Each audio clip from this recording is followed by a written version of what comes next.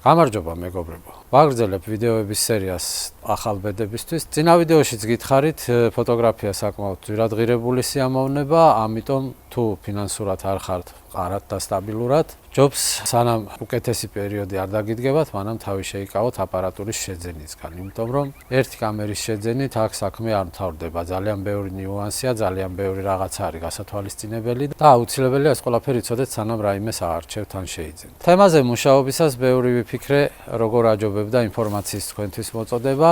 ვფიქრობდი თავიდან, რომ კამერების კლასიფიკაცია, მოდელები და ასე შემდეგ დეტალურად მიმომეხილა, მაგრამ ვფიქრობ ეს დამწყებს, ძალიან დააბნევს, იმიტომ რომ მარკეტინგული ხრიკების წყალობით იმდენნაირი მოდიფიკაცია და იმდენნაირი ნიუანსია, რომ ამის ცოდნა მე მგონი ძალიან ზედმეტია და პირიქით გაგირთულებთ არჩევანის გაკეთებას ჩემი აზრით. ამიტომაც ზოგად პრინციპებს შევეხები, რაც წარმოდგენას მოგცემთ. როგორი კამერები არსებობს, რა გჭირდებათ თქვენ აქედან და ამის მიხედვით მე დარწმუნებული ვარ, ბევრად უფრო გაგიადვილდებათ არჩევანის გაკეთება, ვიდრე პირდაპირ. ორი სახის კამერები გვხვდება, ფირის კამერა და ციფრული კამერები. ფირის კამერაში გასაგებია ყველაფერი, ეს საკმაოდ დიდი ხნის ტექნოლოგია.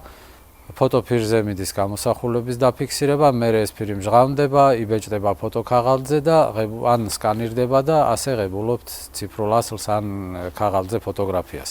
ეს საკმაოდ ძვირადღირებული მიმართულებაა ფოტოგრაფიაში, ამიტომ ამას არ შევეხები, ეს ალბათ როცა უკვე კარგად გაერკვევით ფოტოგრაფიაში, თუ გაგიჩნდებათ სურვილი, შეგიძლიათ თქვენ თვითონ უკვე შეარჩიოთ და მიხედოთ ამ მიმართულებას. აი ციფრულ ფოტოგრაფიას რაც შეეხება, აქ უკვე ორნაირი კამერები არსებობს, სარკული კამერები და უსარკო კამერები. სარკული კამერები შედარებით მოძველებული ტექნოლოგიაა, ვერ ვიტყვი რომ ცუდია, მშვენიერი ფოტოები გამოდის, უბრალოდ უსარკო კამერებისგან განსხვავებით, სარკული კამერა ცოტა დიდია ზომა-წონაში და ცოტა უფრო ნელა ახდენს ფოკუსირებას, ეს ძალიან ისეთი ზოგადი მახასიათებლები რომ გამოვყო, რითიც განსხვავდება უსარკოებისგან. რაც შეეხება უსარკო კამერებს, უსარკო კამერები არის უფრო ახალი ტექნოლოგია, უფრო სწრაფად ახდენს ფოკუსირებას, აქვს თვალზე ფოკუსირების საშუალება, არჩევს ადამიანს, ცხოველს, სპორტულ აქტივობებს და შესაბამისად ავტოფოკუსით შეგიძლია ძალიან დიდი დრო დაზოგო და ისეთი კადრებიც კი დაიჭირო, რომელსაც ადრე უბრალოდ ვერ დაიჭერდი და მართლა გამართლებაზე იყო ადრე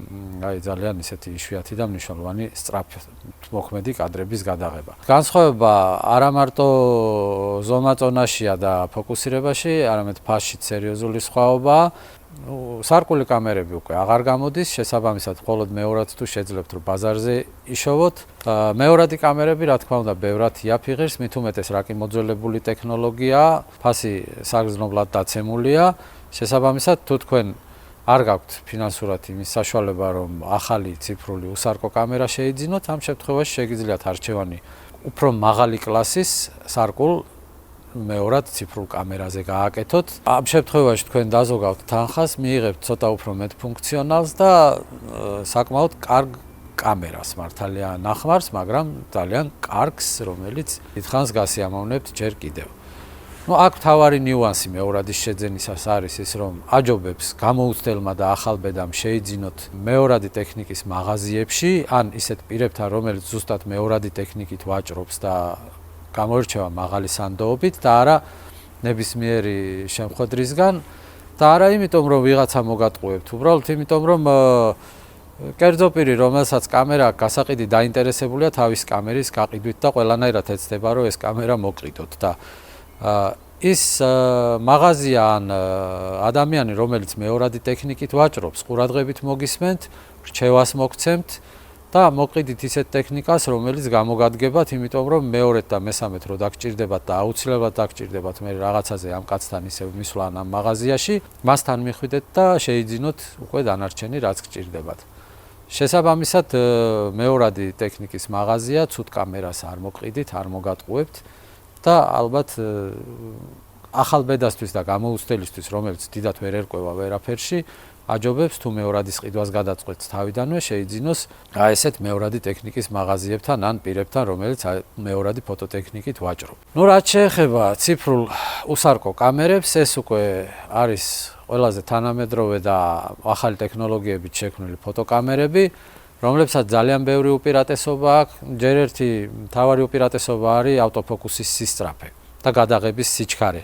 გაცილებით მეტი კადრის გადაღება შეუძლია ერთ წამში, შესაბამისად სპორტულ ღონისძიებებზე ან ველურ ბუნებაზე მუშაობისას ძალიან წაგადგებათ ისეთი კამერა, რომელიც იღებს ბევრ კადრს წამში და რომელსაც შეუძლია სწრაფად მოძრავი ობიექტების ავტოფოკუსში მოქცევა ყისიერად. გარდა იმისა, რომ კამერები შეიძლება იყოს სარკიანი და უსარკო, ორივე შემთხვევაში კამერის მატრიცის ზომას აქვს ძალიან დიდი მნიშვნელობა. არსებობს სრულჩარჩოიანი, სრულმატრიციანი კამერები, არსებობს კროპ კამერები, რომელსაც შედარებით უფრო პატარა ზომის მატრიცა აქვს. მიუხედავად იმისა, რომ ტექნოლოგიები ძალიან წინ წავიდა და ფოტო გადაღების გარდა ფოტოაპარატშივე მუშავდება ციფრულად და ისე გამოდის საბოლოო შედეგი. აქედან გამომდინარე, ეს კროპ მატრიციანი კამერებიც არანაკლებ ხარისხის ფოტოს იღებს და მათ შორის ბნელშიც და ნაკლები განათების დროსაც საკმაოდ კარგი ხარისხის ფოტოები გამოდის, მაინც ურჩევდი ყველა დამწყებს full frame, ანუ სრულმატრიციანი ფოტოაპარატი იყიდოს და რატომ? ყველაზე მთავარი აქ არის ის, რომ full frame-ზე ძალიან კარგი ბოკე მიიღება, ანუ როცა უკანა ფონი არის შედარებით გაბლარული და crop მატრიცაზე უკვე იგივე ხარისხის ბოკეს მისაღებად, რაც full frame-ზე შეიძლება მიიღო, საჭიროა უფრო გრძნობიარე ობიექტივი, რაც ათასობით ლარით აძვირებს ასეთი ობიექტივის ფასს. კამერებს შორის ძირითად სხვაობას ასე თუ ისე შევეხეთ. რაშია განსხვავება სარკულსა და უსარკოს შორის, full frame-სა და crop მატრიცას შორის? ეხლა მოდი უშუალოდ მივადგეთ არჩევანს, როგორ ავირჩიოთ სასურველი კამერა. აქვე მინდა აღვნიშნო, რომ კამერის ბრენდს დიდი მნიშვნელობა არ აქვს ჩემი აზრით, იმიტომ რომ ბაზარზე ძირითადად არის Canon, Sony, Nikon და Fuji. ჩვენთან ასე თუ ისე ამ 4-ვე ბრენდის კამერებიც, ობიექტივებიც, აქსესუარებიც იშოვება ქართულ ბაზარზე. ნუ საერთაშორისო ბაზარი ხო სავსეა ამ ტექნიკით. ეს უკვე თქვენი გემოვნების ამბავია და სურვილის რომელ ბრენდს აირჩევთ. ყველა ამ ბრენდს აქვს სხვადასხვა კლასის კამერები. ერთ და იგივე კლასის კამერები დაახლოებით ერთნაირი თანხები ღირს რა თავის ობიექტივებიანად. მე მაგალითად Canon-ი ავირჩიე, იმიტომ რომ Canon-ი უფრო გავრცელებულია. სახარჯი მასალები, დამხმარე აქსესუარები, აკუმულატორები და ასე შემდეგ ყველაფერი Canon-ისთვის ძალიან იოლად იშოვება საქართველოში და თბილისშიც აგერ რამდენიმე მაღაზია, რომელიც Canon-ის საქონლით ვაჭრობს და აქედან გამომდინარე, ჩემთვის მაგალითად ყველაზე ისეთი ვარიანტი იყო Canon-ი. უბრალოდ რაც თავარია, ერთი რამე უნდა გაითვალისწინოთ. იმდენად ძვირადღირებულია ფოტოგრაფია, რომ ერთ ბრენდს რო აირჩევთ, მერე ძალიან რთული იქნება სხვა ბრენდზე გადასვლა. იმიტომ რომ ძალიან ძვირიჯდება ყველაფრის შეძენა. Canon-ის ლინზები და აქსესუარები Nikon-ზე, Sony-ზე არ მიდის, Sony პირიქით, ან ძალიან ისეთი გადამყვანები და მამაძაღლობებია საჭირო იმისთვის, რომ გამოიყენო სხვა ბრენდისა სხვა ბრენდზე, ანუ ყველას აქვს თავის ჩაკეტილი სისტემა, ისე რომ აი დაუშვათ, გაყიდო Canon-ის კამერა და Nikon-ი იყიდო და მერე Canon-ის ობიექტივები Nikon-ზე გამოიყენო და სხვა აქსესუარები ესე მარტივი არ არის. ამიტომ თავიდანვე კაფეოთ გადაწყვიტეთ ბრენდები კარგად შეისწავლეთ და რომელიც მოგეწონებათ ის აირჩიეთ და იმას გაყევით ბოლომდე.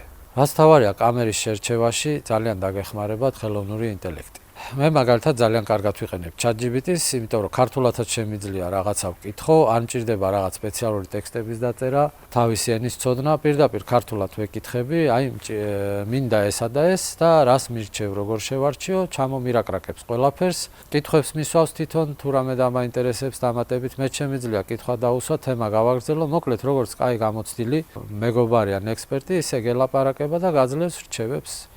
გამოიყენეთ მაქსიმალურად, იმიტომ რომ არ არსებობს ყველასთვის უნივერსალური რჩევა, რამდენიც არ უნდა ვილაპარაკო აქ ყველა თემას და ყველა საკითხს ვერ ამოვწურავ, ყველაფერზე პასუხს ერთ ვიდეოში კი არა, ვიდეოების სერიაშიც ვერ გაგცემთ.